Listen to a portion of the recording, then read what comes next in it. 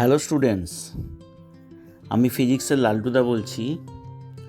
তোমরা যারা এবছর মাধ্যমিক দিলে, অর্থাৎ 2026-এ যারা 11-এ পড়বে, তারা লক্ষ্য করো, ফিজিক্সের পড়ার জন্য একটা চার্ট দেওয়া হয়েছে।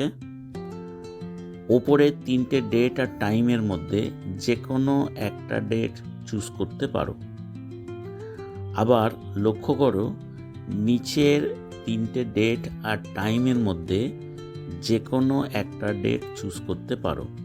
অর্থাৎ সপ্তাহে 2 দিন পড়া হবে, ওপরের 3টে ডেটের মধ্যে যে কোনো একটা ডেট, আর নিচের 3টে ডেট আর টাইমের মধ্যে যে কোনো একটা ডেট। আমি মার্চের 16 তারিখ থেকে পড়াবো, অবশ্যই 2026 থেকে।